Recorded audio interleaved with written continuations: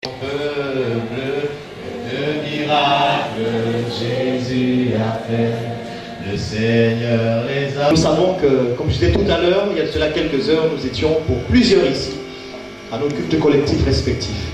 J'aimerais vous féliciter, bravo. Nous avions eu raison de vous faire confiance. Quelques-uns encore sont en chemin, sont sur le point de se joindre à nous. Nous avons déjà commencé et nous allons continuer. Nous allons ouvrir nos chants et chanter au Seigneur, un peu comme hier et avant-hier également.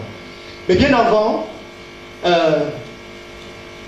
y a plusieurs qui parmi vous, plusieurs qui ne voudraient pas se taire. Il y a des témoignages qui se sont déjà annoncés. Il y en a qui ne se sont peut-être pas annoncés, mais qui sont là. Je peux les pressentir. Alors, nous allons donner l'occasion à quelques-uns parmi vous de s'ouvrir. Et ne soyez pas hors sujet. Il ne faudra pas être hors sujet. Vous avez participé à ce séminaire depuis vendredi. Vous étiez là vendredi et ou samedi. Et Dieu vous aura parlé. Peut-être vivez-vous déjà un air de révolution spirituelle. Vous aimeriez en parler avec nous? Dieu vous aura-t-il éclairé? Vous aimeriez le partager avec nous? Dieu vous aura visité de manière particulière et vous aimeriez le faire savoir. Vous aurez reçu quelque chose de spécifique du Seigneur. Allez. Je suis membre de la MDO. En fait, beaucoup de choses se sont passées de manière étrange dans ma vie et j'aimerais vraiment le partager avec vous. À l'âge de 8 ans, il y a beaucoup de choses qui sont passées dans ma vie. J'ai vu des trucs que les yeux normaux, les yeux d'un humain normal ne pouvaient pas voir. Et 4 ans plus tard, je donnais ma vie à Christ. Quand je donnais ma vie à Christ, après 4 ans, 2 ans plus tard, il y a des phénomènes assez étranges qui me sont arrivés en songe. Et ça s'est répété 4 fois. Et moi, je n'arrivais pas à comprendre. J'étais encore toute petite, je ne comprenais pas. En fait, parce que quand c'est une fois, on va te dire oui, c'est une fois. Mais la même chose qui se répète 4 fois, ça devient de manière... En fait, ça devient un truc, ça devient un signe. En fait, dans le rêve, c'était pas la fin du monde de tout le monde. C'était, en fait, la venue de Jésus, c'était... Jésus venait me visiter. Dans les signes, c'était déjà manifesté. Tous les signes que le Seigneur avait prédits étaient déjà manifestés. Et après, je sortais, je me mettais à courir, à demander pardon à mes frères, pardon à tous ceux que j'avais offensés. Mais il se faisait tard. Je l'ai répété 4 fois. Quelques années plus tard, en 2010, j'ai été malade. J'ai fait 7 ans de maladie. Quand je reviens ici en 2011, on m'a fait, j'ai reçu une délivrance. J'étais très malade. Je reçois maintenant ma délivrance. Je me dis, ok, à partir du mois de février, je vais commencer à franchement être réglo avec le Seigneur. Toutefois, quand je veux ouvrir la Bible de manière aléatoire pour pouvoir arriver au dernier point où je m'étais arrêtée, je tombe sur un passage qui parle de l'avènement. Et quand je regarde la Bible, mes yeux ne tombent que sur ce passage-là. Je dis, ok, c'était seulement un hasard. Le lendemain encore, je reprends ma Bible, je retombe sur le même passage, sur un autre passage, un autre livre de la Bible. Ainsi de suite, ça m'a fait très peur. Quand ça m'a fait très peur, j'ai commencé à chercher, à m'informer, à vouloir m'informer. Je suis allée sur le net. J'ai commencé à regarder tous les témoignages de l'avènement de Jésus qu'il y avait. J'ai commencé à discuter avec des sœurs, puisque j'étais en stage. J'avais, par la grâce de Dieu, le Seigneur avait mis autour de moi des enfants de Dieu. Ce qui fait en sorte qu'on pouvait discuter de la parole. On en a parlé. Et puis quelques jours plus tard, je reçois encore ce même message. Il y a une jeune fille qui avait publié son témoignage sur l'avènement de Christ, de la fin du monde et de l'enfer et du paradis. Quand j'ai vu ce message, ça m'a encore fortement interpellée. Je suis arrivée à l'église, il y avait des traités, j'ai commencé à prendre des traités, j'ai commencé à vouloir informer les autres. J'allais dans les taxis, quand je suis dans le taxi, je je me donnais toujours la peine d'évangéliser les autres, d'évangéliser. Il est bien vrai qu'il y avait toujours des moqueries et tout, les gens qui ne voulaient même pas prendre le temps. Mais j'étais tellement motivée. Quelques temps après, quand le couple Azagotien est venu ici, on devait recevoir le baptême du Saint-Esprit, je n'étais pas prête. Je n'étais vraiment pas prête. 2 jours plus tard, j'ai demandé au Seigneur, parce que pendant ce jour, je n'ai pas reçu le baptême. J'ai demandé au Seigneur de me visiter. 2 jours plus tard, j'étais là, j'étais assoupie, je m'étais assoupie, j'étais fatiguée. Je me suis couchée seulement sur le lit. Et après, à un moment donné, vers 2 heures, je n'avais même pas prié. Vers 2 heures, j'étais tellement fatiguée. Vers 2 heures, je me réveille. Et j'ai comme dans mon ventre une envie de prier, une envie pressante. Je prie, le Seigneur me montre, il me dit, va voir ta famille. Ta famille n'a pas encore cru. Voilà la fin, j'arrive bientôt. Je n'arrive pas bientôt, mais j'arrive maintenant. Va dire aux gens que j'arrive maintenant. Je commence à prendre peur, je commence à pleurer. Et en ce moment, ma vie a commencé à devenir, comment je vais dire, sombre. Je commence à avoir tous les problèmes, je commence à avoir des soucis. Mais il voulait que je me transforme moi-même d'abord. Il voulait que je regarde les petits trucs dans ma vie qui ne le glorifiaient pas pour pouvoir ensuite aller évangéliser les autres. Et je l'ai reçu. Quelques nuits plus tard, j'ai eu un autre songe. C'était l'avènement, j'étais avec une amie. On était en train de se préparer. Dès qu'on a vu les signes de la fin du monde, en fait de l'avènement de Jésus, on s'est mis à prier. Mais quand le Seigneur, on a entendu le son de la trompette, on s'est élevé, on était en train d'aller au ciel. Mais il y a un truc qui nous a bloqués. J'ai vu un immeuble et c'est comme si tous les événements de mon passé ont ressurgi. Le Seigneur me montrait encore que j'avais encore certains points que je n'avais pas exercés dans ma vie. Et j'ai alors décidé de ranger cela. Je glorifie le Seigneur parce qu'il a permis déjà que le couple Gandimo arrive ici aujourd'hui. Je l'avais déjà fait ce témoignage ici à l'église. J'avais dit au frère que le Seigneur arrive, il a dit qu'il arrive maintenant, pas après-demain, mais que chacun se prépare maintenant. Et je lui rends grâce parce qu'il m'a laissé quand même le temps de pouvoir me préparer et le temps maintenant d'annoncer aux autres aussi qu'il est là, il est à la porte. Gloire à Dieu. Amen.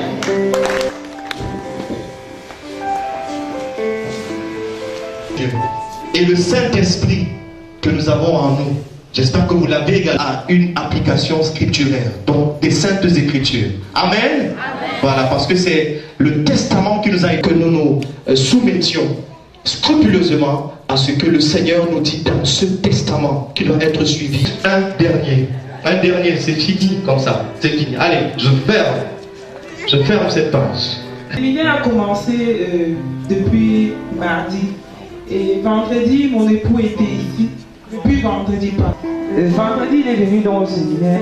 Dès qu'il est rentré, il a sonné. Je me lève donc pour ouvrir la... Je suis donc quitté le lieu de service hier. Je me suis rendu d'abord à la maison. Après, je suis arrivé ici. Vraiment, il est temps que nous nous mettons à ses pieds pour vraiment l'adorer. J'ai ma soeur avec qui nous sommes arrivés tout à l'heure. Et hier, je lui faisais part de ça. Donc vraiment hier j'étais tellement touché. Nous devons Jésus et nous mettre le couteau. Comment je pense que nous devons choisir le Seigneur. Troisième jour du séminaire, il se poursuit en louange, en adoration au Seigneur pour ouvrir, prédisposer l'intense. Tout à l'heure, il y a beaucoup de choses à dire. J'invite l'équipe de chant, de louange qui va nos frères et sœurs qui doivent nous conduire dans quelques chants au Seigneur. Prions. On se levait. Et si on se levait, c'est une transfiguration spirituelle. Comme le Seigneur qui était à la montagne. Et pendant qu'il était là, ses vêtements devinrent blancs comme la neige. Et depuis vendredi, alors que nous sommes là assis, de manière inconsciente, nous sommes en train d'être transfigurés. Nos cœurs sont en train d'être épurés. Et un peu comme les premiers païens qui écoutèrent l'évangile par la bouche de Pierre, le Saint-Esprit est en train d'œuvrer profondément en nous.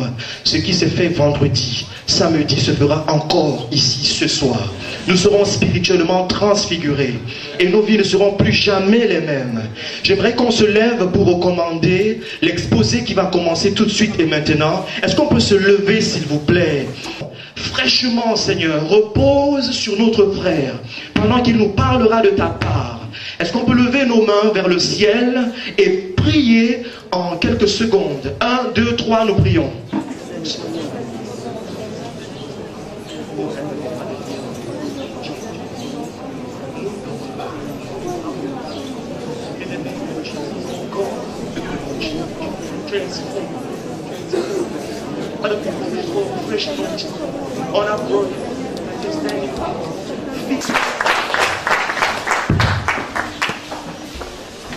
Je salue tous ceux qui arrivent pour la première fois. Depuis vendredi, nous avons commencé un message sur le retour du Seigneur. La chanson du frère m'a beaucoup interpellé et j'ai envie de vous raconter une petite histoire pour commencer. Une petite histoire qui nous fera vraiment réfléchir par rapport au thème que nous sommes en train de traiter actuellement. Il y avait un roi et ce roi-là avait ce qu'on appelle les fous du roi. Le fou du roi, c'est quelqu'un, quand le roi veut se détendre, cette personne vient auprès du roi et lui raconte des histoires drôles. Et ça amuse le roi et le roi est content. Il rigole et ça lui permet de déstresser. Amen.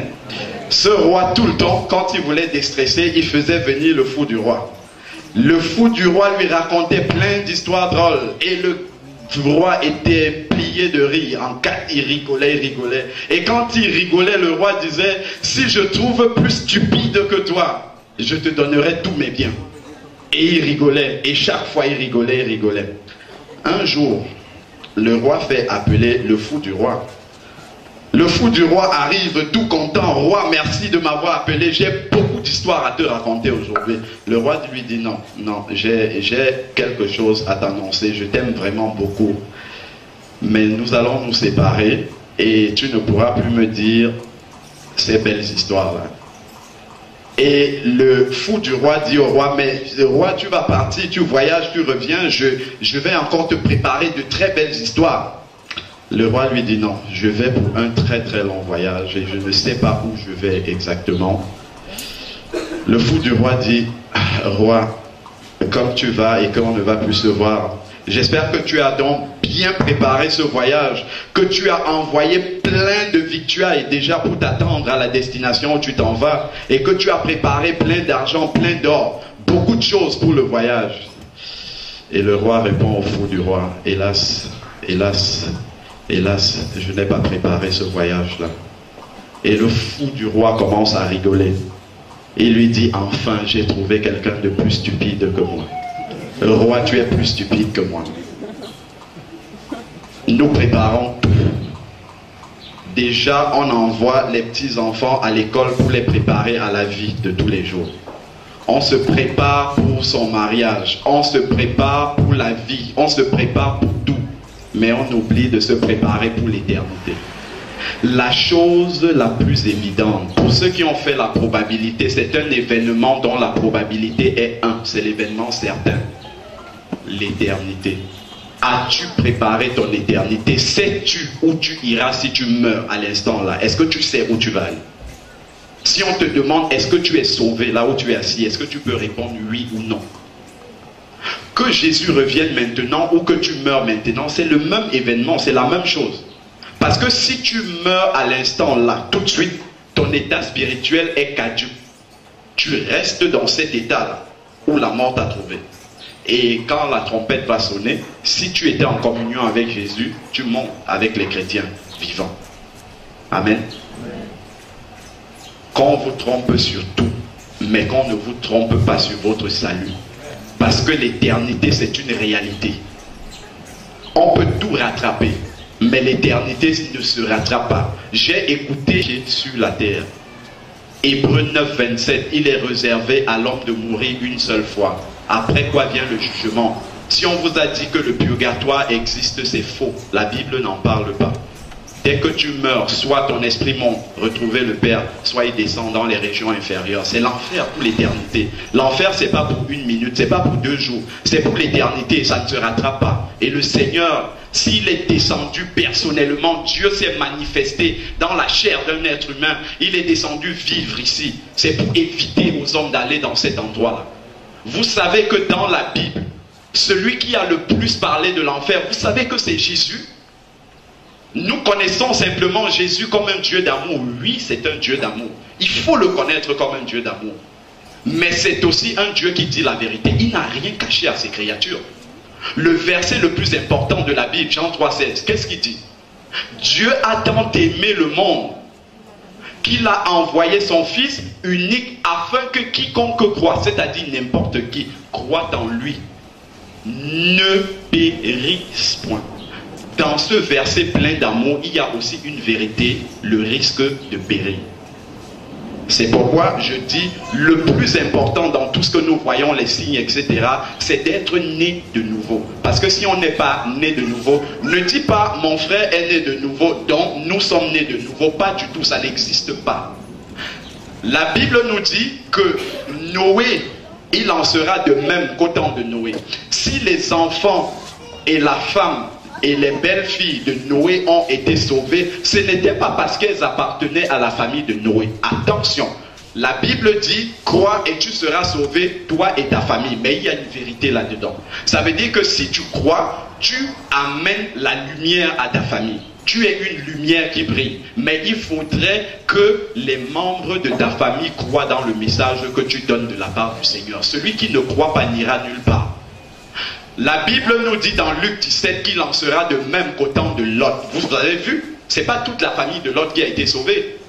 Il n'y a que 2 de ses filles qui ont été sauvées parce qu'elles ont écouté le message du Père. Mais celles qui étaient mariées à Sodome, Sodome c'est le symbole du péché. Celles qui ont refusé d'abandonner le péché, qui sont restées dans le péché, elles ont été détruites dans la ville de Sodome et Gomorrhe.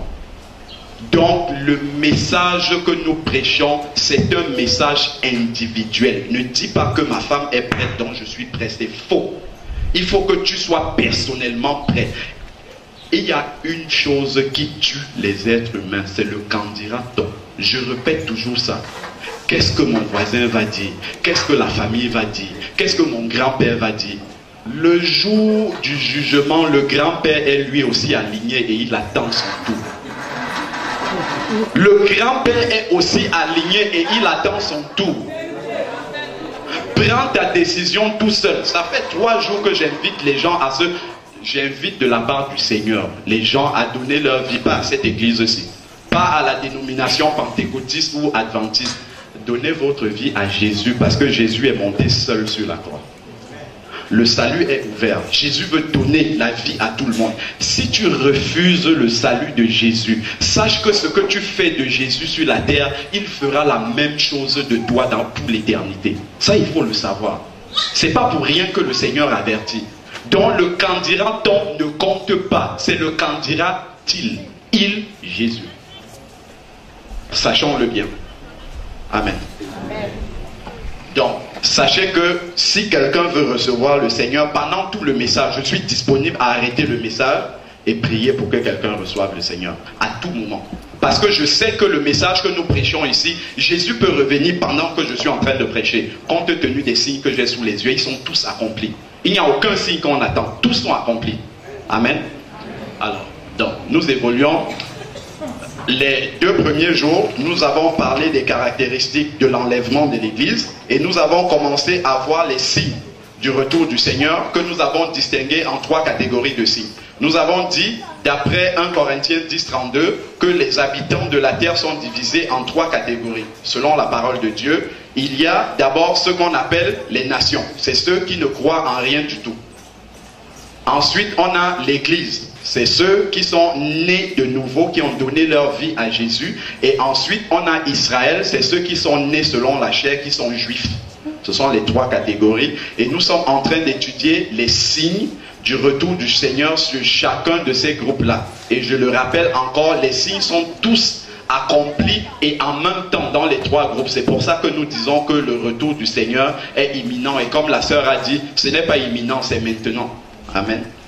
Alors, je vais simplement... On a vu des signes chez les nations. Ça a effrayé même les enfants de Dieu. Donc j'ai envie de vous rassurer quand même, un petit peu, avant qu'on puisse avancer. Pour ceux qui sont nés de nouveau, sachez que les signes comme la marque de la bête n'arriveront que pendant la période de la tribulation. Je vais vous donner quelques versets sur lesquels vous allez méditer pour comprendre que la tribulation viendra après que l'Église soit enlevée. Donc les chrétiens, les vrais, n'auront pas à vivre ces 7 années de tribulation. Alors, donc, dans 1 Thessaloniciens 5 au verset 9, la parole de Dieu nous dit, car Dieu ne nous a pas destinés à la colère, mais à l'acquisition du salut par notre Seigneur Jésus-Christ. La colère dont il s'agit là, cette expression en grec, c'est la même chose que la tribulation. Les chrétiens ne sont pas destinés à la tribulation, mais à l'acquisition du salut en Jésus-Christ. Alors, de la même manière, dans Apocalypse 3:10, le Seigneur s'adresse à l'église de Philadelphie. C'est l'église la plus fidèle au Seigneur. Et il lui dit, parce que tu as gardé la parole de ma patience, moi aussi je te garderai de l'heure de l'épreuve qui va venir sur la terre habitée tout entière. En fait, chaque chrétien a de petites tribulations. Mais ici, il parle d'une tribulation globale qui arrivera sur toute la terre. Il parle de la grande tribulation. Et il dit à l'église de Philadelphie, si tu es une vierge sage, il te dit qu'il te gardera de cette tribulation, dont tu ne vas pas la traverser. Amen. Alors, le dernier verset, pour que ça vous rassure davantage, c'est dans Apocalypse 4, au verset 1. C'est Jean qui voit une fenêtre qui s'ouvre dans le ciel et il est enlevé dans cette fenêtre-là. Ici, Jean représente l'image de l'église qui est enlevée dans le ciel. Puis ensuite, tous les événements à partir d'Apocalypse 4 jusqu'à Apocalypse 19, la Bible ne nous parle plus de l'église sur la terre. C'est fini. Ça veut dire que l'église, à l'image de Jean, voit les événements de la tribulation à partir du ciel. Amen. Donc l'église ne sera pas sur terre pendant la tribulation.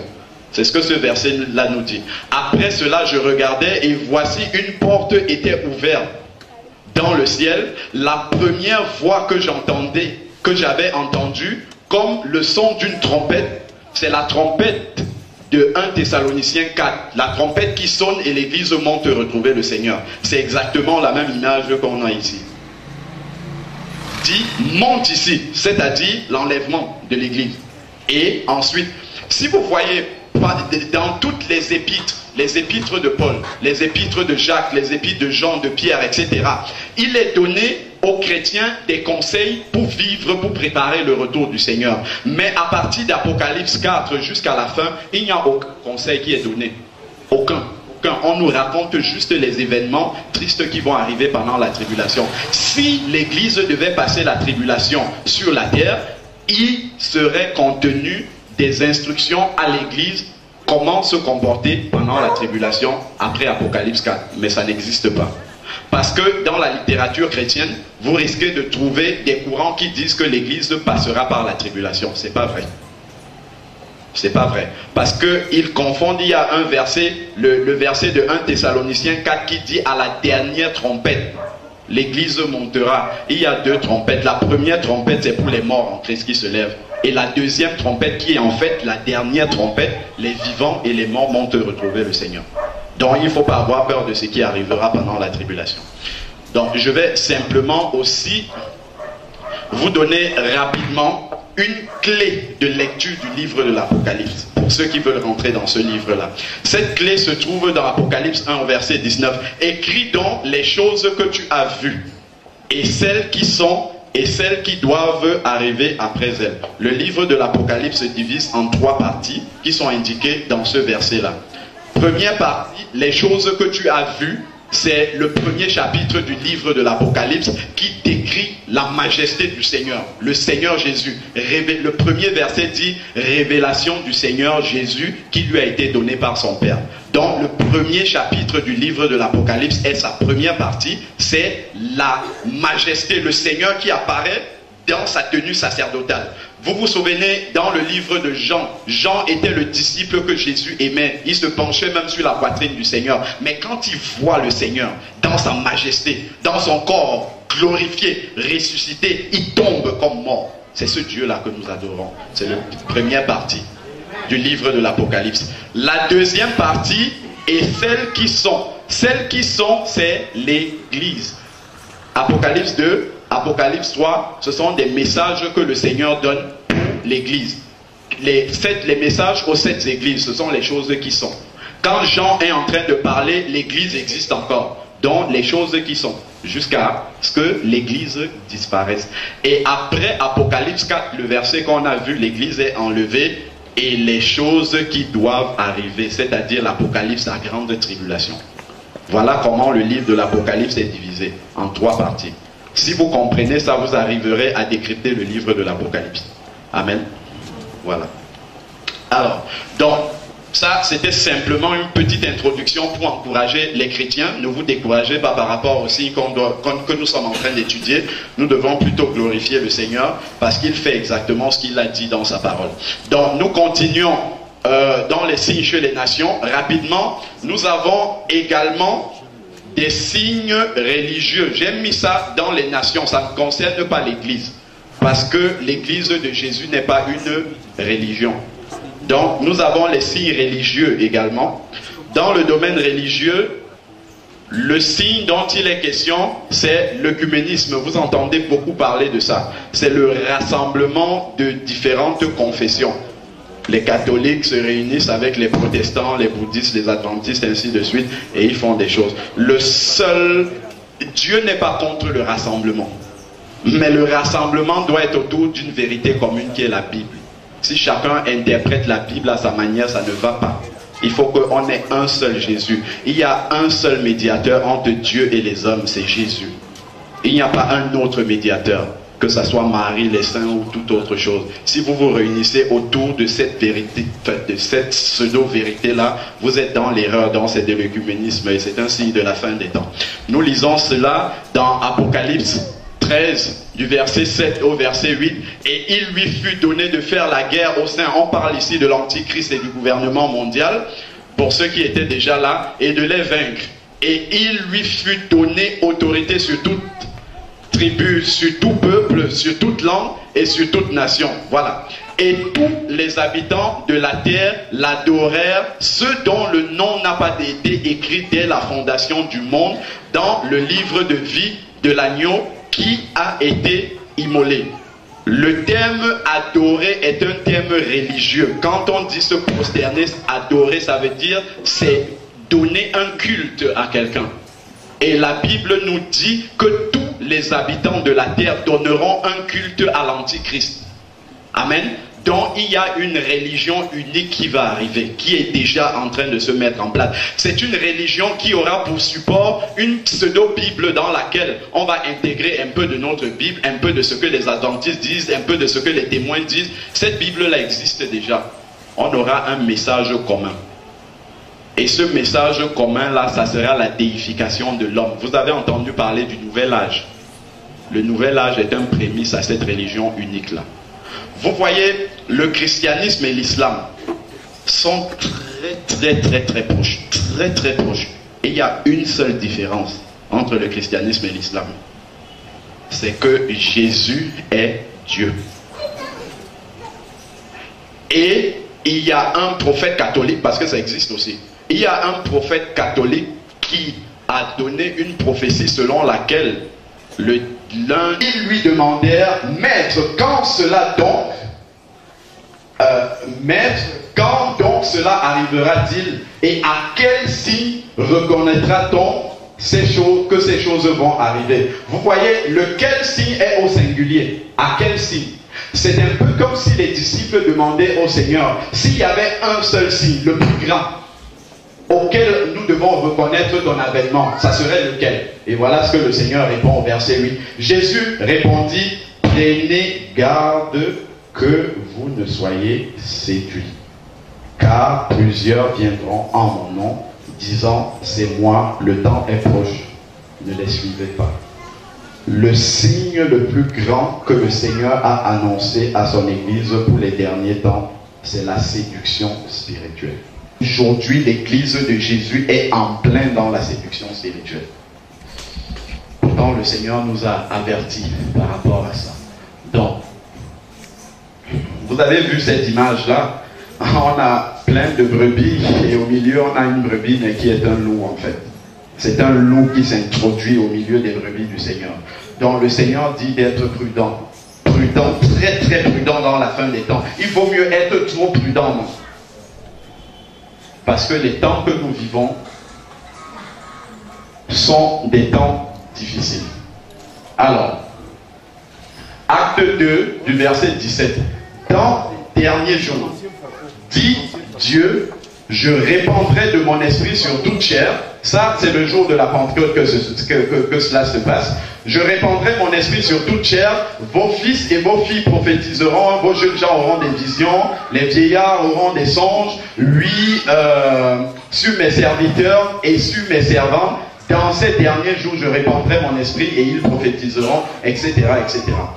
Une bonne partie de l'Église s'appuie sur ce verset pour dire qu'il y aura un grand réveil dans la fin des temps. Et au nom de l'arrivée de ce grand réveil-là, l'Église baisse la garde. Dès qu'il y a quelque chose qui bouge dans l'Église, on dit attention, le réveil arrive. Dans la parole de Dieu, on a parlé de ça ce matin, il n'y aura aucun grand réveil. Je l'ai dit pour ceux qui étaient là. Luc 18, 8, le Seigneur demande, est-ce que je trouverai la foi quand je reviendrai sur la terre? Si c'est une époque à laquelle il y aura le grand réveil, Jésus ne peut pas poser une telle question. C'est la première chose. Au temps de Noé, la Bible nous dit qu'il en sera de même au temps de Noé. Noé a prêché pendant 120 ans. Il y a eu combien de conversions? À peine 7, plus lui-même 8. Donc ce n'est pas une période de grand réveil. 2 milliards de personnes vivaient sur la terre à l'époque de Noé. 8 seulement ont été sauvés. Et la Bible nous dit qu'il en sera de même. Donc ce n'est pas une période de grand réveil. Faites attention quand on vous dit que quelque part ça bouge, il y a le réveil. Ce que la Bible nous dit, c'est que le Seigneur réveille individuellement les gens. Il y a ce réveil qui existe, mais c'est un réveil, ce n'est pas toutes les nations qui se convertissent en foule, etc. C'est individuellement que le Seigneur prépare ses brebis. Partout, dans les églises, dans les maisons, et ainsi de suite. C'est un réveil individuel qui arrive. Donc il faut faire très attention à ce qu'on vous prêche. On vous dit le réveil arrive, mais faites attention à cela.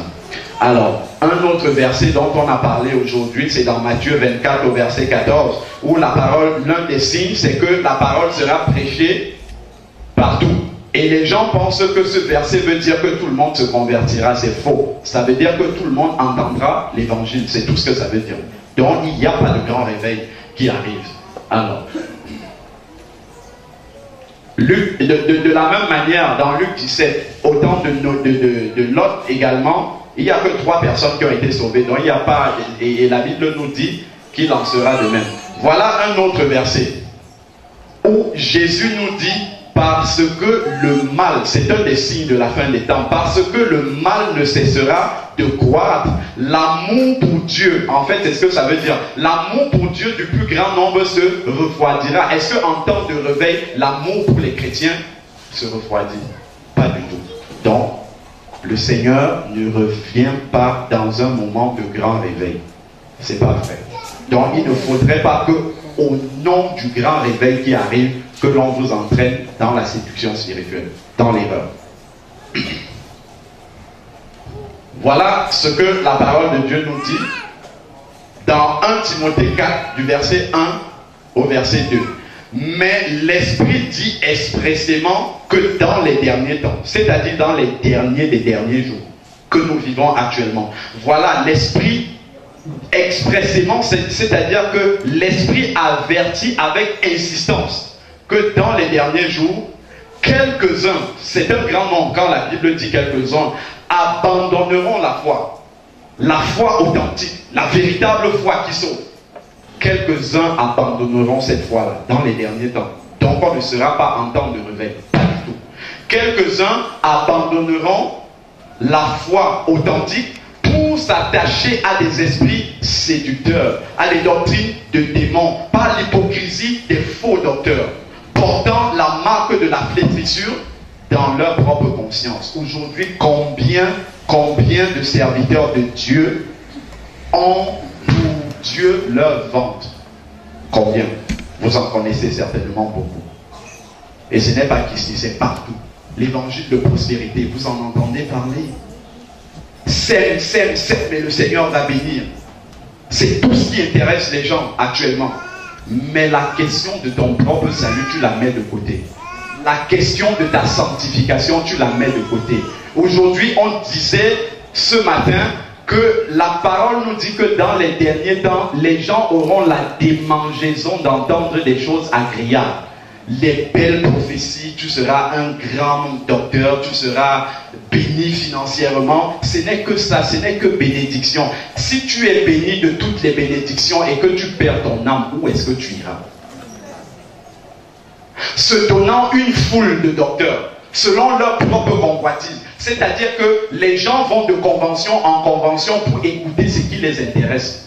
Dès qu'on commence à donner des messages qui dérangent, les messages sur le péché, quand on ouvre ce dossier-là, il n'y a plus de Amen, c'est fini. Les gens ne disent plus Amen. Traiter le péché à la racine. Les prédications sur des sujets comme la sanctification, les gens n'aiment pas. On aime les conventions où on parle de guérison, de miracles. Ça attire les gens. Pourtant, le Seigneur dit, faites attention. Faites attention. Beaucoup feront des miracles en mon nom, mais au dernier jour, je dirais, je ne vous ai jamais connu. Ce n'est pas je vous ai connu à un moment et après, je ne vous ai jamais connu. Vous pouvez voir d'authentiques miracles au nom de Jésus, mais qui n'ont pas l'onction de Dieu, ça existe. Il faudrait, le Seigneur dit qu'il veille sur sa parole pour l'accomplir. Un authentique miracle dans le ministère Compassion, Dieu merci, on a aussi de vrais miracles. Mais les vrais miracles sont produits par une prédication fidèle à la parole de Dieu. C'est ça qui produit le miracle. Une prédication apostolique. Dans le vidéogramme qu'on était en train de voir, qui est une convention de compassion à San Pedro en Côte d'Ivoire. Pendant que Samuel était en train de prêcher, il y a un fou depuis 12 ans, qui était enchaîné tellement il était violent. Comme les deux Gadaréniens. Tellement il était violent, on l'a amené, on l'a jeté sur une natte. Et pendant que Samuel prêchait, le fou s'est levé. Il s'est levé, il a demandé qu'on lui enlève. Tout le monde le connaissait dans la ville depuis 12 ans. On n'a même pas prié sur lui. Aucune délivrance, juste la parole de Dieu qui entrait. Il a été libéré totalement. Parce qu'on prêchait la vérité. Combien de personnes aujourd'hui sont capables de rester, d'écouter la vérité, de se laisser sonder par la parole de Dieu? Peu de personnes. Mais ceux qui se laissent sonder par la parole de Dieu sont ceux-là qui préparent véritablement le retour de Jésus. Parce qu'ils veulent corriger leur vie. Et ça, on n'en trouve pas beaucoup aujourd'hui. Amen. On a commenté aussi ce verset-là aujourd'hui où Paul avertit Timothée. Sache que dans les derniers temps, il y aura des temps difficiles, des temps périlleux. Les hommes seront égoïstes, c'est-à-dire amoureux d'eux-mêmes. Le moi aujourd'hui dans l'église. Chacun regarde à sa propre bénédiction, à sa propre prospérité. Mon frère à côté de moi, combien de temps d'intercession je passe pour lui? Combien de temps je prends pour appeler mon frère pour savoir si ça va? Non, pasteur, moi, prie pour moi. Tout autour de soi-même. Et le Seigneur dit que la dernière église sera celle de Laodicée. Laodicée veut dire pouvoir au peuple, c'est-à-dire le moi qui est posé sur le trône. C'est ça l'église de la fin des temps. Faisons très attention. Très attention à comment est-ce que notre cœur est disposé pour attendre le retour du Seigneur. Parce que quand le Seigneur vient, il ne veut pas savoir si tu as été fidèle dans toutes les réunions. C'est bien si tu viens dans les réunions parce que tu vas recevoir de la part du Seigneur. C'est une bonne chose. Mais ce n'est pas ça qui compte pour le Seigneur. Ce qui compte pour le Seigneur, c'est l'état de maturité du fruit de l'esprit dans ta vie. C'est ça. Vous connaissez bien Galates 5, 22 qui donne les fruits de l'esprit. Où est-ce qu'on est la maturité du fruit de l'esprit dans ta vie. Si selon le Seigneur, ce fruit de l'esprit est mûr dans ta vie, tu montes. S'il n'est pas mûr, tu restes, tu passes la tribulation. Amen. Ça, faisons très très attention. Alors, personnellement, je pense que le grand réveil, celui qu'on attend véritablement, aura lieu après que l'église soit enlevée. La véritable. Pourquoi? Dans ce passage, Apocalypse 7, du verset 9 à 14. Après cela, je regardais et voici, il y avait une grande foule de personnes que personne ne pouvait compter, de toute nation, de toute tribu, de tout peuple et de toute langue. Et ils se tenaient devant le trône et devant l'agneau revêtu de robes blanches et des palmes à leurs mains, et ils criaient d'une voix forte en disant: le salut est à notre Dieu qui est assis sur le trône et à l'agneau. Et tous les anges se tenaient autour du trône, et les vieillards et les 4 êtres vivants se prosternèrent sur leur face devant le trône, et ils adorèrent Dieu. C'est-à-dire que là, ce sont les gens qui viennent de la grande tribulation. Il le dit dans les versets d'après. Alors là, en disant Amen, etc. Alors, verset 13. Et l'un des vieillards prit la parole et me dit: ceux qui sont revêtus de robes blanches, qui sont-ils et d'où sont-ils venus? Je lui dis: mon Seigneur, tu le sais. Et il me dit: ce sont ceux qui viennent de la grande tribulation. Ils ont lavé leurs robes et ils les ont blanchis dans le sang de l'agneau. Ceux qui viennent de la grande tribulation sont tellement nombreux qu'on ne peut pas les compter. C'est là qu'aura lieu le grand réveil, quand l'église sera enlevée et que ceux qui seront restés sur la terre se rendront compte que l'enlèvement de l'église était une réalité. Là, les gens vont se convertir au Seigneur Jésus. Mais il faudra payer de leur vie à ce moment-là.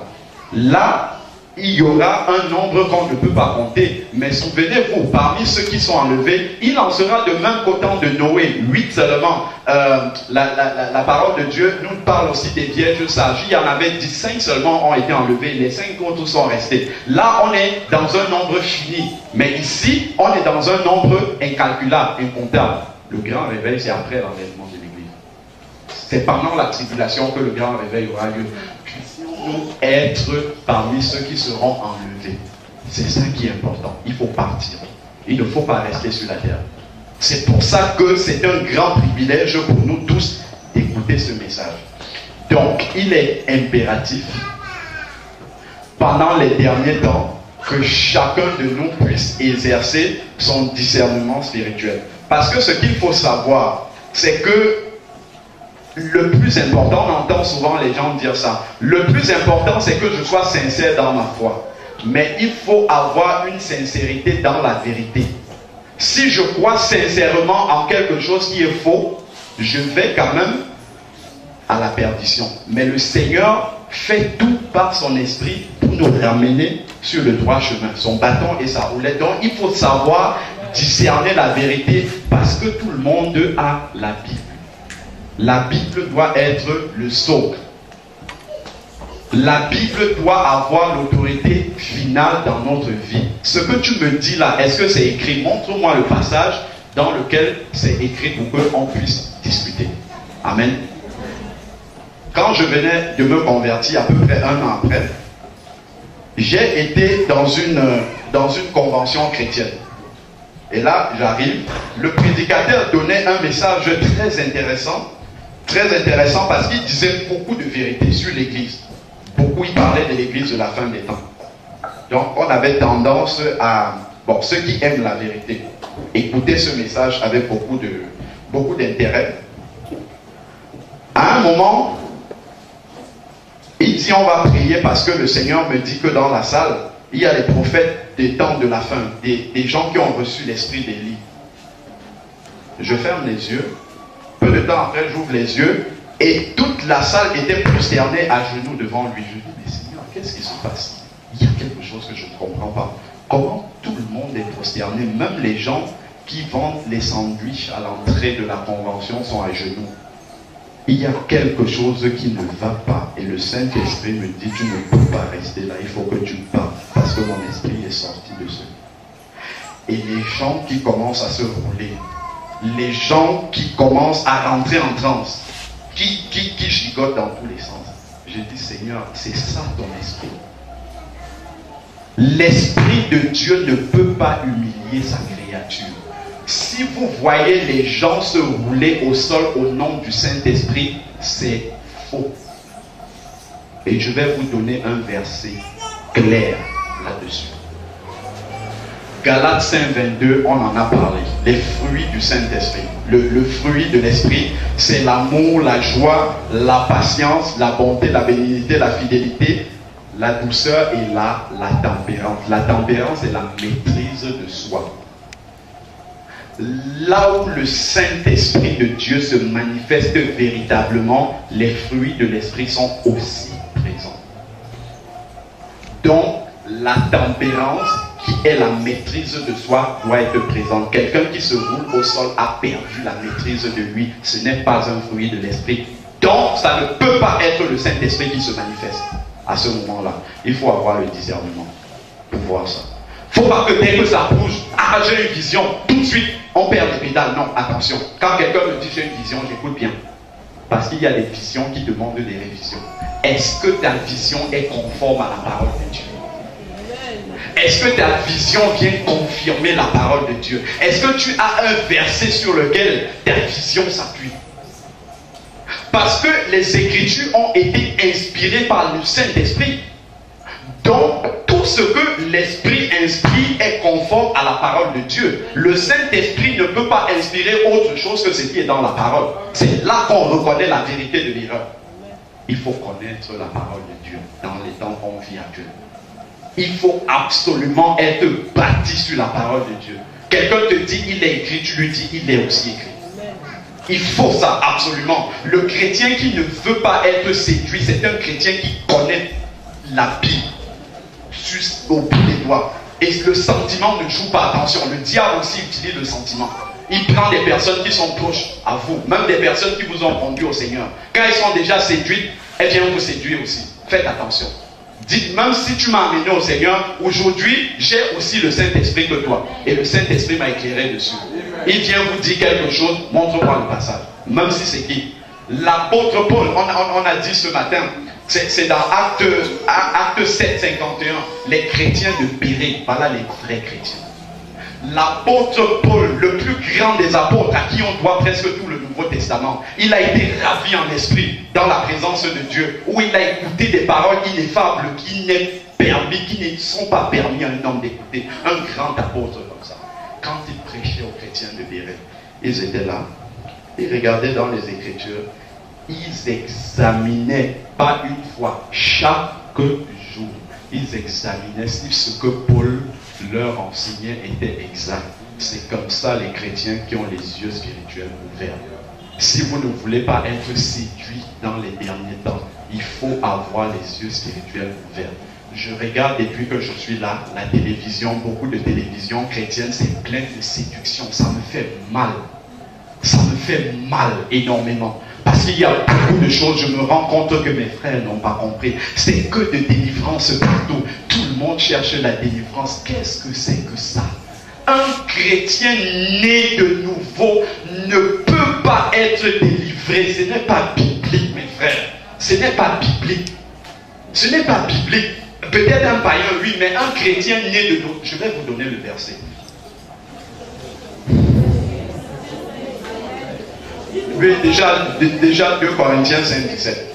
On va les lire ensemble, je ne l'ai pas dans la présentation. Alors, dans 2 Corinthiens 6 au verset 14. Ne formez pas avec les incroyants un attelage disparate.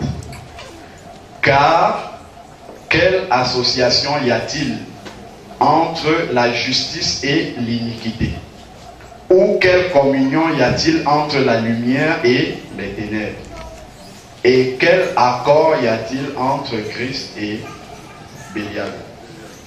Quel accord y a-t-il entre Christ et Bélial? Quelle part les incroyants, quelle part le croyant a-t-il avec le non-croyant? Vous voyez comment il amène le sujet. Je ne sais pas si vous voyez. On va le commenter.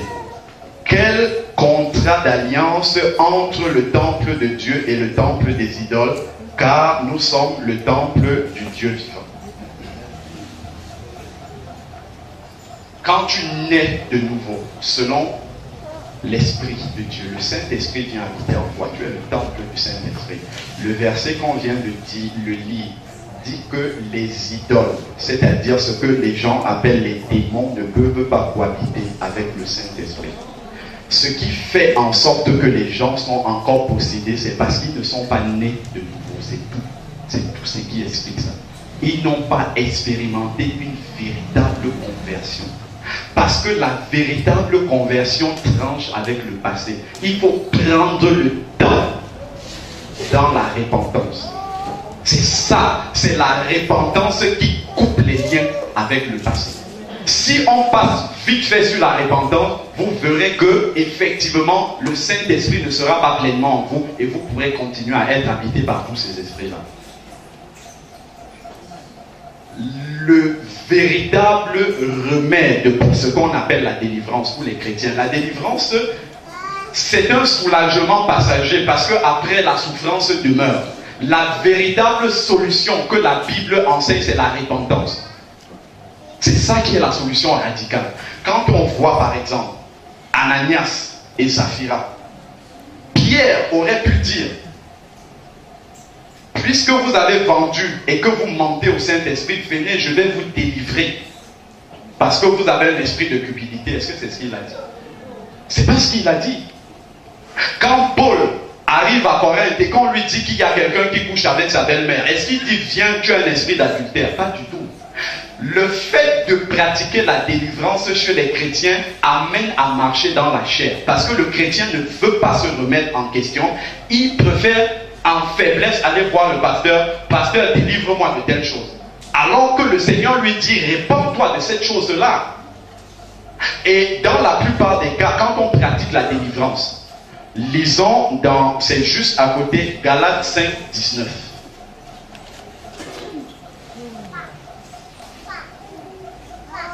Ce qu'il faut, c'est de prêcher la vérité aux gens et c'est ça qui va délivrer les gens.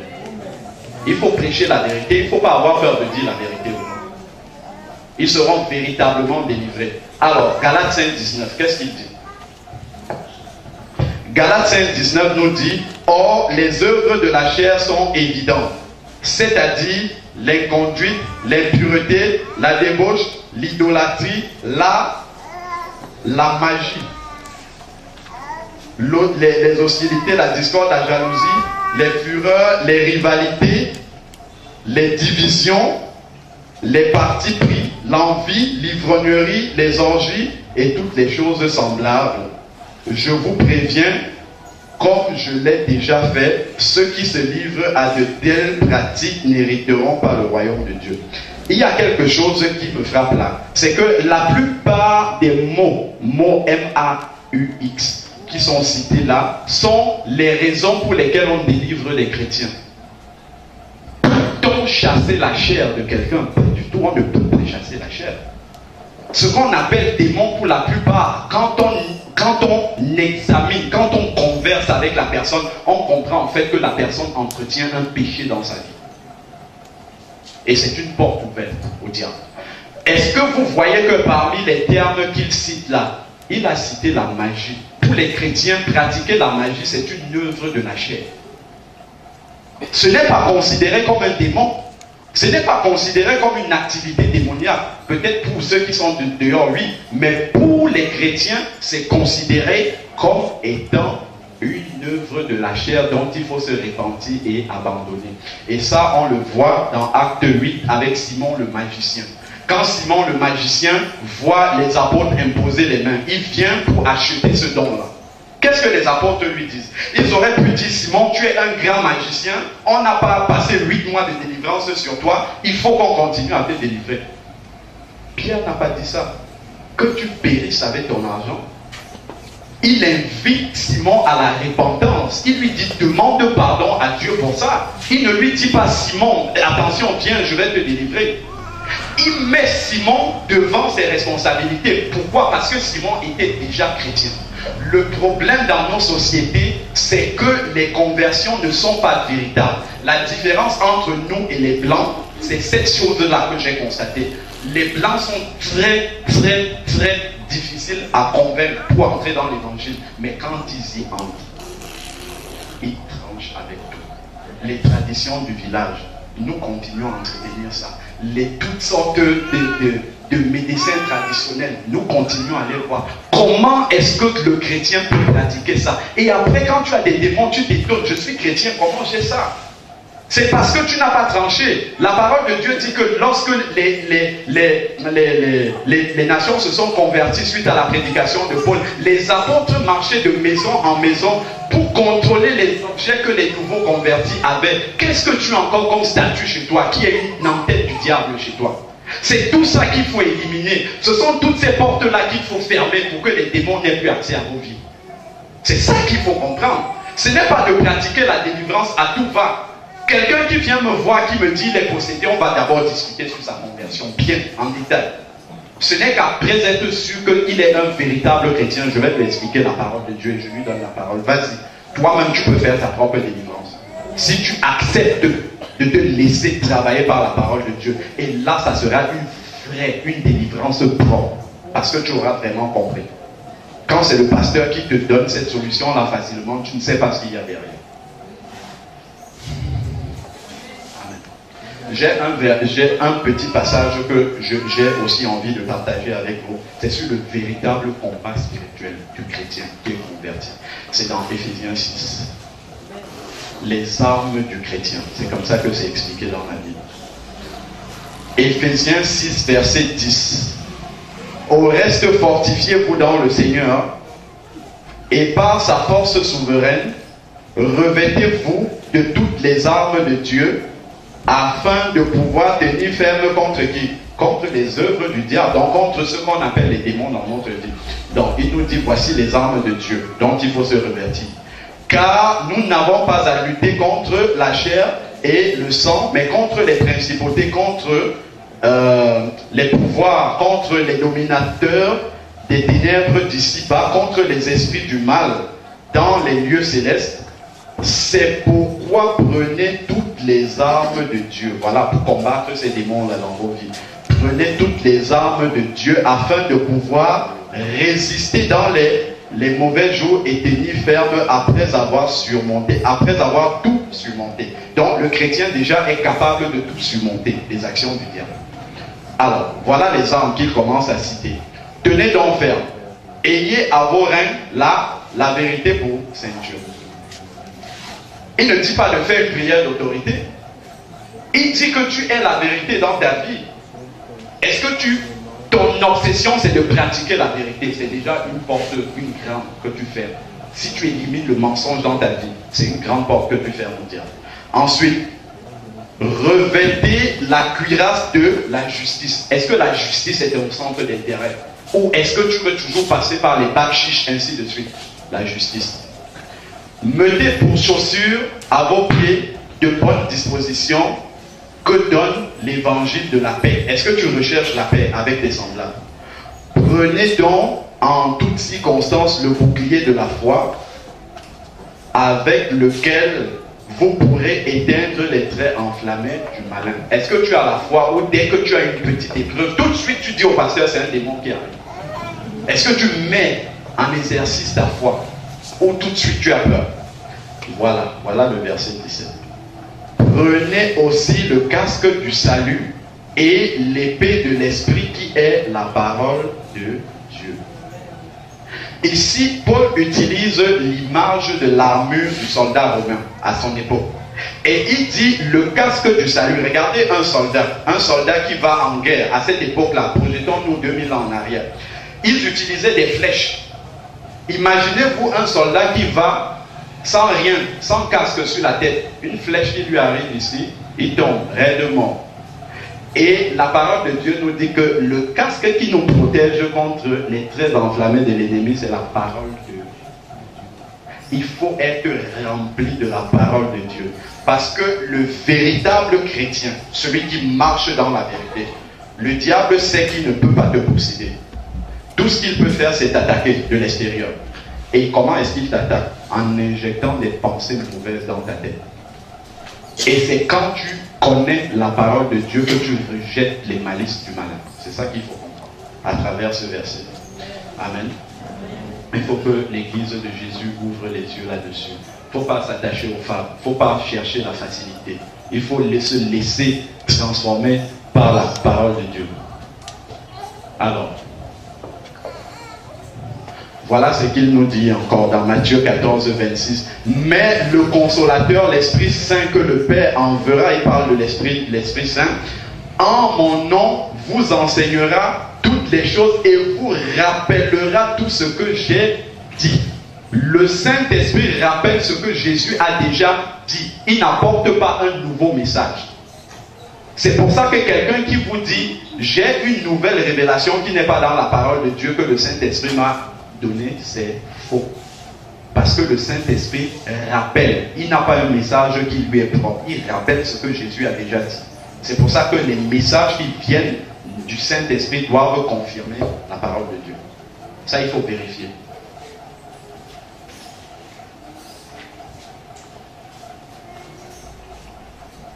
Voilà. Il nous dit ici que le Saint-Esprit ne parlera pas de lui-même. C'est-à-dire qu'il n'aura pas un message qui lui est propre et qui est différent de celui de Jésus. Il aura un message qui confirme. Tous ces versets-là, il faut les noter parce que même les pasteurs trempent dans la séduction spirituelle. Il y a beaucoup de grands prédicateurs, les Benny Hill et tous ces grands noms-là sont dans la grande séduction et ils ont beaucoup de monde. Là où il y a la foule, faites attention. Parce que quand la vérité est prêchée, l'église est vide. Donc si vous voyez la foule, méfiez-vous, contrôlez les Écritures. La foule, c'est un signe que la séduction agit. Il faut faire très attention quand vous voyez la foule.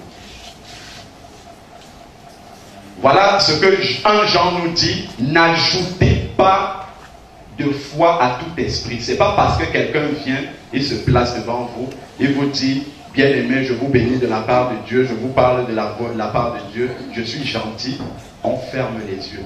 Dans mon église, une église pourtant où on prêche, quand j'ai l'occasion, et le pasteur aussi, il prêche sur les fausses doctrines.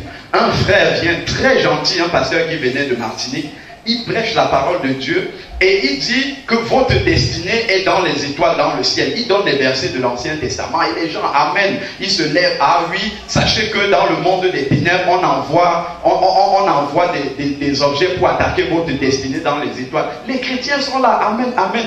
2 semaines après, quand je vois ça, je sais que c'est la séduction qui est en train d'agir dans l'église. Je prie pour mes frères qui sont là. 2 semaines après, il y a un autre pasteur qui vient, qui apporte un message et qui dit, sachez que Jésus vous a transporté dans les lieux célestes en Christ. Votre destinée est entre les mains de Jésus. Ça ne peut pas être dans les étoiles. Les mêmes chrétiens, oh amen, alléluia, les mêmes. C'est-à-dire qu'ils ne se rendent même pas compte qu'entre les deux messages, il y a une différence. C'est là qu'on voit vraiment, les chrétiens sont assis, mais les yeux sont fermés. Et ça fait mal. Ça fait mal. Entre les deux messages, ils ne se rendent pas compte de la différence. Ce sont les temps dans lesquels nous vivons actuellement.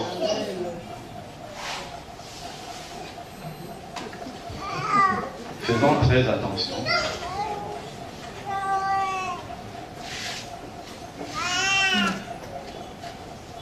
Alors, ensuite, le deuxième signe, c'est l'apostasie. L'apostasie, c'est l'éloignement de la vérité. C'est un peu dans le même terme que, dans le même sens que la séduction spirituelle. Je vous donne simplement le verset, on ne va pas le relire, qui nous parle des faux prophètes qui viennent avec un langage mielleux, on a suffisamment parlé dessus, et qui nous entraînent dans la séduction, il faut se méfier. Voilà. Ensuite, voilà un verset qui m'intéresse beaucoup. Regardons-le ensemble. 2 Corinthiens 5, 11, de 3 à 4. Toutefois, de même que le serpent séduisit Ève par sa ruse, je crains que vos pensées, parce qu'il sait que c'est dans la pensée que le diable attaque. C'est pour ça qu'il prévient les chrétiens. Il dit, je crains que vos pensées ne se détournent de la simplicité de Christ. L'évangile est très simple, mais les hommes le compliquent. Et ceux qui tombent dans le panneau, c'est ceux qui ne connaissent pas les Écritures. Amen. Car si quelqu'un vient vous prêcher un autre Jésus, donc c'est possible que j'ai la Bible ouverte, que je vous parle de Jésus, pourtant je vous prêche un autre Jésus. un autre Jésus. Ça existe de prêcher un autre Jésus. Donc ce n'est pas parce que quelqu'un vous parle de Jésus qu'il vous parle du vrai Jésus de la Bible. Il faut que vos Bibles soient ouvertes pour vérifier. Même ce que moi-même je vous enseigne, il faut vérifier dans les Écritures. C'est pour ça que je ne dis rien sans appuyer par un verset biblique. Parce que je sais que c'est important en ce moment. Il devrait y avoir des chrétiens de béret dans la salle pour vérifier tout ce qu'on enseigne. Amen.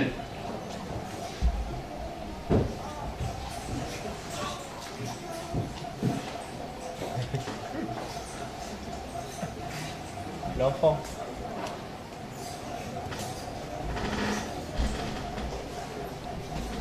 Évitez la séduction spirituelle. Retenez-le bien, notez-le bien. C'est dans Éphésiens 2, 20.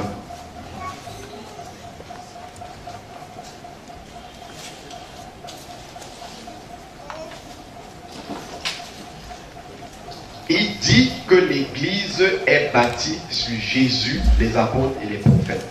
Si vous arrivez quelque part, vous entendez un message, vous voyez pratiquer quelque chose, posez-vous la question, est-ce que Jésus et ses apôtres ont enseigné ce que vous entendez? Si Jésus l'a enseigné, gloire à Dieu, soyez bénis mes frères. Si Jésus ne l'a pas enseigné, vous rejetez, point barre, c'est tout. Montre-moi où ce que tu me dis là, Jésus a enseigné. Où est-ce qu'il a pratiqué ça? Est-ce que Jésus l'a pratiqué après être monté à la croix? Est-ce que l'accomplissement du sacrifice à la croix avait déjà lieu? Attention à ce que Jésus a prêché avant de monter sur la croix et après. Parce qu'il s'est passé beaucoup de choses à la croix qui justement ont apporté du renouveau dans le message. Donc il faut faire très attention. Si Jésus et ses apôtres n'ont pas pratiqué ce qu'on voit, il faut le rejeter. Les gens qui se roulent par terre, montre-moi dans la parole de Dieu où est-ce que les chrétiens sont en train de se rouler par terre. Où est-ce que Jésus enseignait que les chrétiens doivent se rouler par terre? Si c'est vrai, je te suis. Si ce n'est pas vrai, je rejette, point barre. C'est comme ça qu'il faut vivre dans les temps actuels. Ne faites confiance à aucun prédicateur, même à moi. Personne. Le plus grand prophète soit-il. Aujourd'hui, tout le monde prend d'abord le titre, apôtre, docteur. Mais quand tu discutes, quand tu grattes un peu pour savoir s'il connaît la parole de Dieu, il connaît 2-3 versets, c'est tout. Il ne connaît pas plus que ça. Il faut faire très attention. Faites très attention au titre. Ça ferme les yeux aux chrétiens. Quand on dit c'est le grand apôtre tel, c'est le grand évangéliste un tel, la petite brebis qui voit dans sa Bible, elle voit que ce qu'on fait là, c'est pas écrit, mais elle a peur. Parce que c'est un grand apôtre. Jésus dit, ne les suivez pas. Vous avez entendu parler de la vague de riz de Toronto? Voilà. C'est un prédicateur, c'est Rodney Howard, c'est un prédicateur sud-africain qui dit que quand il était en train de prier un jour, le Saint-Esprit l'a saisi d'un rire dont il ne pouvait pas se maîtriser. Et il a commencé à rire aux éclats et il tombe et il dit c'est le rire du Saint-Esprit. Et quand les gens lui disent mais où est-ce que tu as vu ça dans la parole de Dieu? Il va dans l'Ancien Testament. Il dit mais regardez, lorsque le Seigneur a dit à Sarah qu'elle aurait un enfant à 90 ans, elle a ri, c'était le rire du Saint-Esprit. Pourtant, nous savons tous que c'était un rire d'incrédulité. Mais il a entraîné beaucoup de personnes dans le rire de Toronto. De grands pasteurs, de grands prédicateurs sont tombés dans cette fausse doctrine. Parce qu'on disait c'est la fin des temps. Le Seigneur répand son esprit. On a vu le verset de Joël. Sur toute chair, le Saint-Esprit peut maintenant faire tout ce qu'il veut, même ce qui n'est pas dans la parole. Et les chrétiens ne contrôlent pas. Le Seigneur a dit ne les suivez pas. De la Suisse là-bas, il y a des avions entiers de prédicateurs et de chrétiens qui sont allés recevoir l'imposition des mains de ce type-là et qui ont ramené cette séduction en Europe. En France, les chrétiens tombaient aussi et se roulaient par terre. Et personne n'a le discernement pour dénoncer ça. Mais le Seigneur a dit à Timothée, garde le bon dépôt, lutte jusqu'à la fin pour la saine doctrine, pour que cette doctrine-là ne soit pas corrompue. Parce que c'est à travers cette doctrine authentique que tu seras sauvé. Ce n'est pas n'importe quel évangile qui sauve. C'est la véritable foi qui est bâtie sur la parole, sur la saine doctrine. C'est elle qui sauve. Faisons attention à ce à quoi nous voyons. Je vais vous montrer justement une vidéo sur la séduction de Toronto. Pour plusieurs qui ne connaissent pas de quoi il s'agit, vous verrez ce qui se passe là, c'est dans une église évangélique charismatique où les gens exercent les dons spirituels, de parler en langue et tout ça, ils exercent ça là-bas. Mais on a aussi cette séduction là qui s'est passée.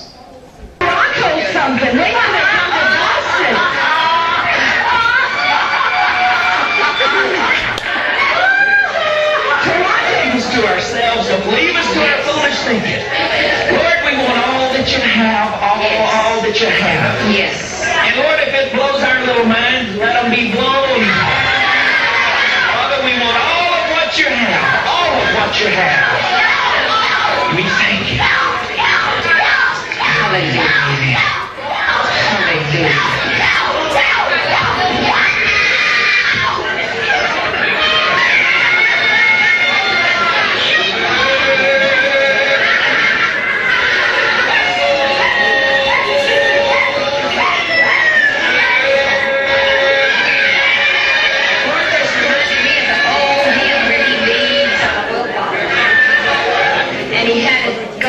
To look at him, and I looked at him, and he had a tie on, and on, I don't know if he's here tonight, but he'll know, on the tie had a wolf howling at the moon.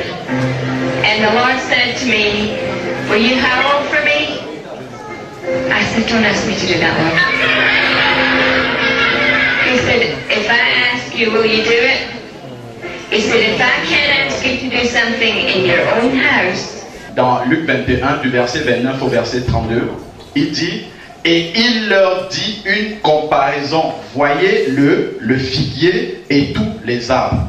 Dès qu'ils ont poussé, vous connaissez de vous-même en regardant que déjà l'été est proche. De même, quand vous verrez ces choses arriver, sachez que le royaume de Dieu est proche. Il y a quelque chose de très intéressant dans ce verset. Il fait une comparaison avec tous les arbres d'abord, mais il précise le figuier. Que représente le figuier dans la parole de Dieu? Il y a une grande clé d'interprétation de la prophétie biblique dans ce mot figuier-là. Et beaucoup de chrétiens ignorent ça. Et il dit, je vous le dis en vérité, cette génération ne passera pas sans que tout cela n'arrive. C'est-à-dire la génération qui aura vu les feuilles pousser sur le figuier. C'est ça que ça veut dire. C'est quoi le figuier? Alors, nous voyons dans Luc 13. Il dit aussi cette parabole, un homme avait un figuier planté dans sa vigne, il vint pour y chercher du fruit et il n'en trouva point. Alors il dit au vigneron, voilà 3 ans que je viens chercher du fruit dans ce figuier et je n'en trouve point. Coupe-le. Pourquoi? Coupe-le. Pourquoi occupe-t-il la terre inutilement? Et le vigneron lui répondit, Seigneur, laisse-le encore cette année et je creuserai tout autour et j'y mettrai du fumier. Peut-être à l'avenir, il donnera-t-il du fruit, sinon on le coupera. Il y a là-dedans l'interprétation de ce mot figuier. Le Seigneur Jésus est venu d'abord pour son peuple, le peuple juif, le peuple d'Israël. Israël l'a rejeté après 3 ans et demi. Il parle ici d'Israël. Le figuier, c'est Israël. Lorsque vous verrez les feuilles pousser sur Israël, sachez que le royaume de Dieu est proche. Sachez que la génération qui verra les feuilles pousser sur Israël verra aussi le royaume de Dieu arriver. Alors, et le verset Osée 9:10 nous confirme aussi que le Seigneur appelle le figuier les premiers fruits d'un figuier. C'est de son peuple dont il est question ici. Donc Israël, le peuple d'Israël représente le figuier. Et je l'ai dit encore ce matin pendant le culte, il y a une fausse doctrine qui circule dans l'église et qui dit que Israël, l'église a remplacé Israël. C'est faux. Les promesses du Seigneur pour Israël demeurent jusqu'aujourd'hui et l'église a aussi ses promesses. Le Seigneur, lorsque Israël a rejeté Jésus, le Seigneur a juste mis de côté Israël pour un moment, le temps que l'église marche jusqu'au terme. Et ensuite, le Seigneur se retournera vers Israël et tout Israël sera sauvé. Parce qu'ils auront reconnu le Messie au dernier jour. Alors, voilà encore un autre verset qui nous confirme que Israël est bien le figuier du Seigneur. Si vous voulez en avoir plus de preuves. Alors, donc, nous passons au signe sur Israël. Voici dans cette partie-ci. S'il y a des gens qui doutent que la Bible existe, là maintenant vous allez voir que la Bible c'est la vérité. Parce que quand le Seigneur manifeste ces signes chez Israël, c'est pour montrer aux nations qu'il existe véritablement. Vous allez voir maintenant des choses que vous n'imaginez même pas qui peuvent exister. Pour commencer, je vous donne quelques dates, parce que ces livres-là, nous allons les parcourir, Exode, Genèse, Nombre, Chronique, ainsi de suite. Je vous donne simplement les dates auxquelles ces livres ont été écrits, pour que vous voyez à quel moment les prophéties ont été données et à quelle date elles s'accomplissent, pour savoir que la Bible est la vérité. Retenez juste ça. Alors, on va voir aussi le livre de Daniel.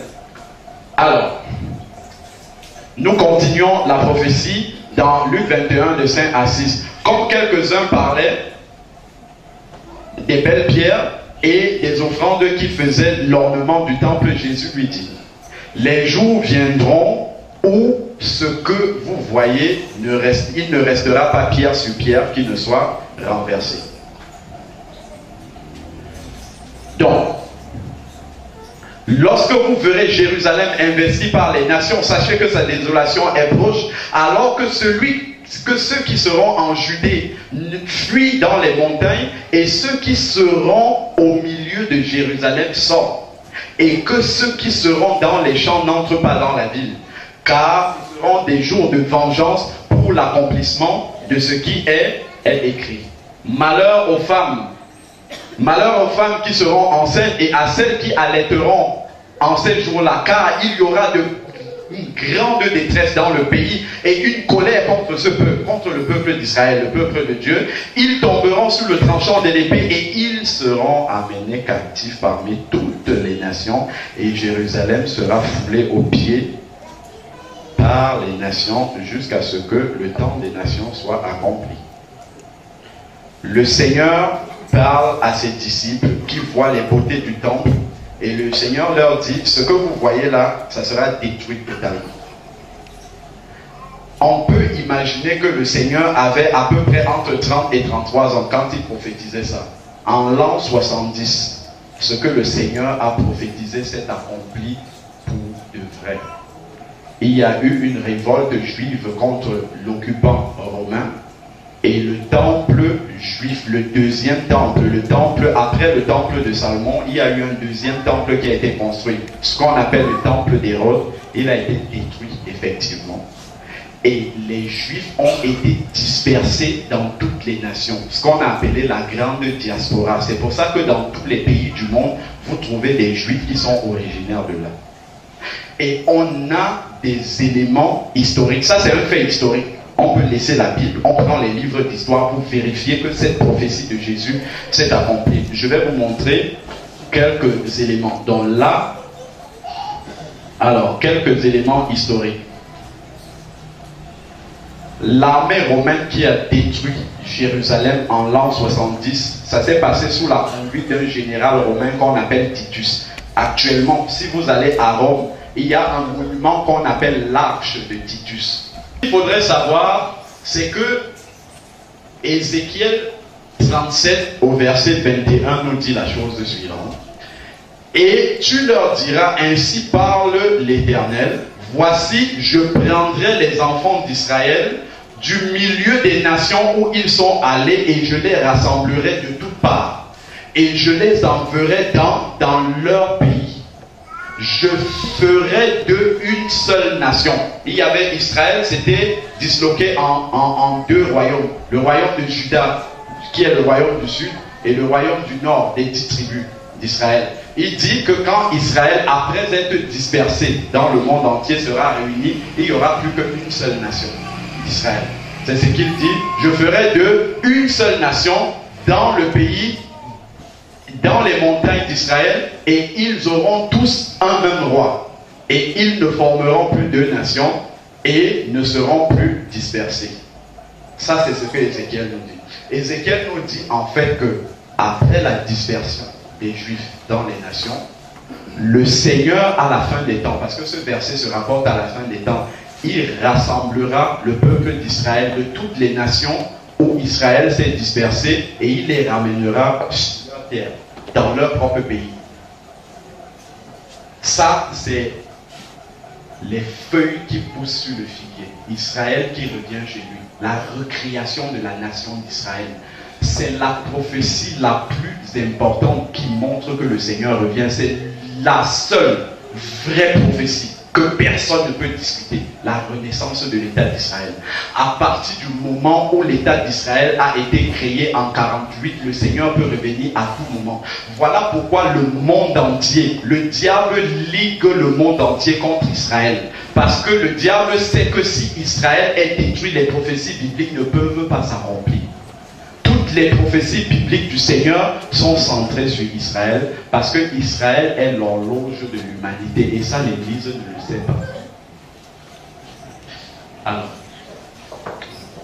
ce qui est intéressant à voir, c'est que quand Israël a été dispersé dans les nations, les Juifs étaient tellement gênants dans les nations que les nations se sont unies et ont dit on va créer une nation, une patrie à Israël quelque part pour qu'ils arrêtent de nous déranger. Il y a eu pas moins de 17 tentatives de création de l'État d'Israël. On a essayé de créer un îlot de terre pour les Juifs en Guyane hollandaise, au Suriname, avec, vous avez les dates, en Guyane française, ainsi de suite. Il y en a 17 comme ça, 17 des tentatives. Voilà. La liste continue. C'est juste pour que vous ayez une idée. Tout ça, c'est vérifiable. Hein? Voilà. Mais Ézéchiel a dit, je les ramènerai dans leur pays, le pays des ancêtres. Les hommes ont des projets, mais ce sont les projets de Dieu qui s'accomplissent. Amen. Ils peuvent tout essayer, mais c'est ce que Dieu a dit. Amen. Il a dit la nation d'Israël reviendra, les Juifs reviendront sur la terre des ancêtres, pas ailleurs. Ils ont tout essayé, mais ils n'ont pas pu. En 1897, il y a eu un Juif qui s'appelle Theodor Herzl qui a créé, il a initié le premier congrès sioniste pour redonner l'envie aux Juifs qui étaient disséminés dans le monde entier de revenir, l'envie de revenir sur la terre des ancêtres. Parce que pendant 2000 ans que les Juifs étaient dispersés sur la face de la terre, le Seigneur a gardé dans leur cœur cette envie de revenir pour que les prophéties s'accomplissent et que l'Église voie. Les Juifs en 2000 ans, ils se sont mélangés au peuple, à différents peuples, mais ils sont restés authentiques dans leur culture. Ils ont continué à pratiquer le judaïsme jusqu'aujourd'hui. On les voit aller à la synagogue avec leur kippas, ils sont restés authentiques. Tous les autres peuples qui étaient avec le peuple juif, les Philistins et tous ces peuples, ils ont tous disparu, mais le peuple juif est resté authentique. L'existence du peuple juif est un élément fondamental pour prouver à un païen que la Bible est vraie. 2000 ans après, ils existent toujours, ils sont authentiques pour que les prophéties s'accomplissent à la lettre. Amen.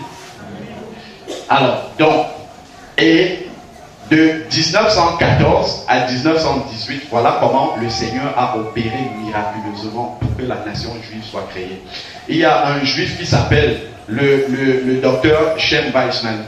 Je crois que j'ai une image de lui. Ce docteur-là, il est docteur en chimie. Il a fait une découverte. Il a découvert la poudre à canon et il a permis aux Alliés de remporter la guerre. Et quand on lui a demandé qu'est-ce qu'il voulait en cadeau, en récompense, il a dit la création d'un foyer juif en Palestine, c'est-à-dire dans leur pays. Et ça a abouti à la signature de ce qu'on appelle la déclaration Balfour, où l'Angleterre s'est justement portée d'accord pour créer un foyer juif en Palestine. Et ça a déclenché la création de l'État d'Israël. Donc les Européens ont créé l'État d'Israël contre leur volonté. c'est le Seigneur même qui a permis que cela puisse arriver, parce qu'il fallait récompenser ce chercheur-là qui a permis aux alliés de remporter la guerre. Ce qui est très impressionnant, souvenez-vous comment le peuple juif a souffert pendant les 2000 ans d'errance dans les nations.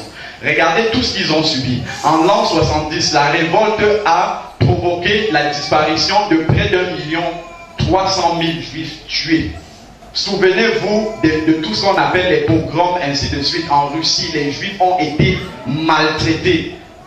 Sans parler de l'Holocauste qui a fait près de 6 millions de morts. Un peuple anéanti, 6 millions de morts. Mais aujourd'hui, ils sont près de 14 millions dans le monde. Parce que le Seigneur avait dit à Abraham, je multiplierai ta prospérité comme le sable de la mer. On a essayé d'éradiquer ce peuple de la terre, mais il existe toujours. Amen. Parce que c'est le peuple que Dieu a choisi, c'est tout. Vous essayez de lutter contre Israël, vous luttez contre Dieu directement. Ça, il faut le savoir. Et les chrétiens doivent se mettre derrière Israël. Vous vous souvenez de toutes ces photos-là, où les Juifs ont subi tous ces massacres-là. Voilà, dans les camps de concentration, les chambres à gaz, et ainsi de suite, où ils ont été maltraités, ils ont été tués. Je vais vous montrer un vidéogramme rapidement sur la création de l'État d'Israël. Et ça, c'est véritablement la plus grande prophétie qui existe dans la Bible. C'est la plus grande prophétie. Ça, il faut le savoir. Il faut que les chrétiens sachent ça. Que c'est la création de l'État d'Israël est la plus grande prophétie biblique qui existe, qui annonce que le Seigneur revient bientôt. Ici, sur l'écran, vous avez quelque chose de vraiment particulier qu'on ne voit pas souvent. On a eu vraiment une permission spéciale de filmer. Ça s'appelle aujourd'hui le musée Ben Gurion. Mais à l'époque, c'était la maison dans laquelle Ben Gurion se réunissait avec les administrateurs et les futurs ministres du pays d'Israël qui n'existaient pas encore à ce moment-là. Et vous voyez ici, les choses sont demeurées exactement comme elles étaient avant 1948. Rien n'a été changé. Et on a eu le privilège de pénétrer à l'intérieur de cette maison-là, filmer ce que vous voyez sur l'écran. Et c'était vraiment intéressant parce que dans le musée, ils ont gardé beaucoup de paperasse sur laquelle ils avaient écrit leurs décisions, puis ils avaient barré certaines décisions, parce qu'ils préparaient la création de l'État d'Israël qui n'existait pas encore. Nous sommes dans cette génération-là. Et le signe justement à partir duquel on doit commencer à observer les catastrophes naturelles et à prêter attention, c'est quand les feuilles commencent à pousser sur le figuier. C'est-à-dire à partir du moment où les Juifs ont commencé à rentrer dans leur pays, et ça date de 1897. Tous les grands phénomènes qui viennent après 1897, tous les phénomènes là sont liés maintenant à la fin des temps. Parce que la fin des temps est liée au retour de la diaspora juive en Israël.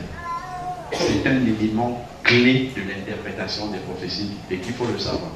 Alors, deuxième signe chez Israël, une fois que la nation juive est revenue à Israël, il y avait le problème de Jérusalem. Jérusalem appartenait encore à la Jordanie. Les Juifs n'avaient pas encore récupéré cette ville-là. Mais le Seigneur Jésus lui-même avait prophétisé que Israël reviendrait aux Juifs. Que Jérusalem, autant pour moi, reviendrait aux Juifs. Et ça, on le lit dans Luc 21. Le Seigneur dit, ils tomberont sous le tranchant de l'épée, c'est-à-dire en 1970, là, ils seront amenés captifs parmi toutes les nations et Jérusalem sera foulée aux pieds par les nations jusqu'à ce que le temps des nations soit accompli. C'est-à-dire que l'occupation de Jérusalem par les nations devait avoir une fin.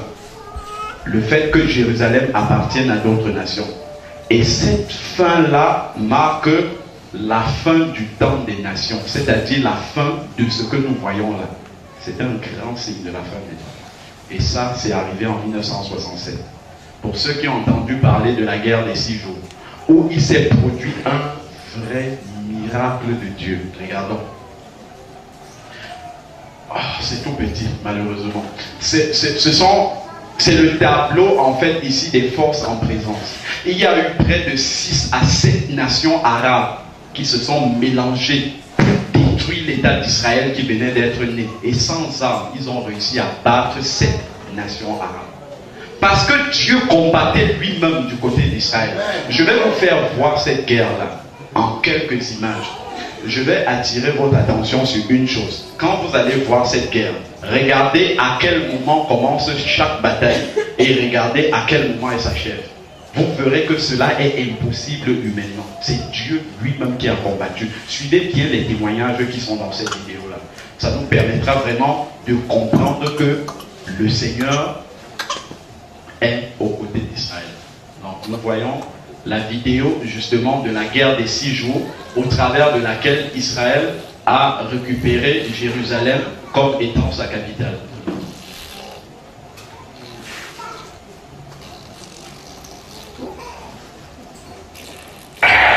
Le 5 juin 1967, Israël est entouré de toutes parts et la guerre commence.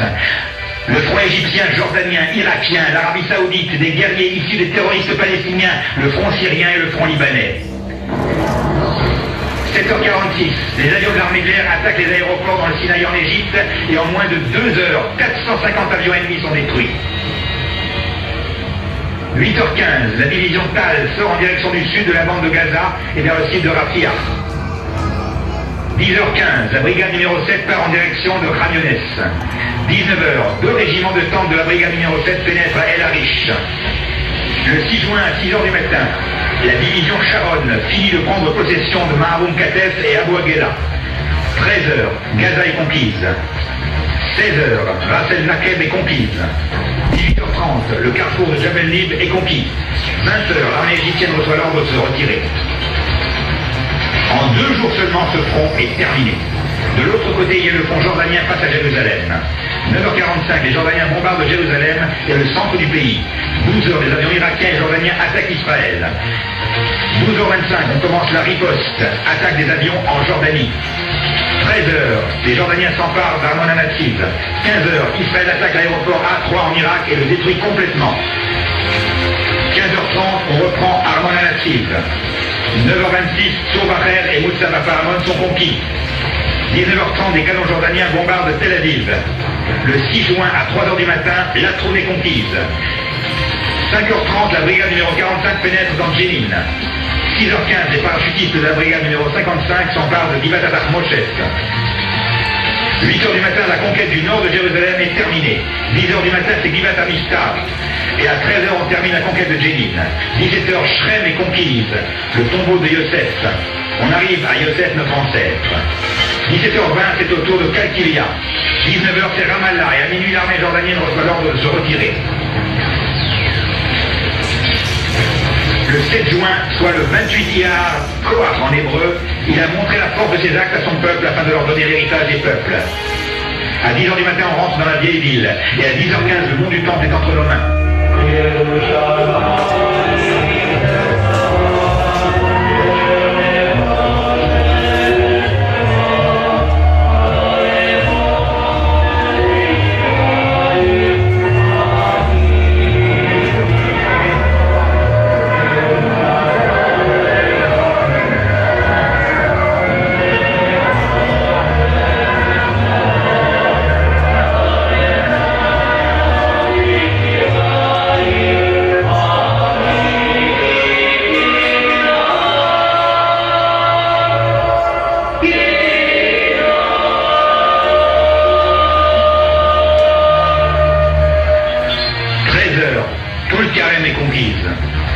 Le combat est terminé.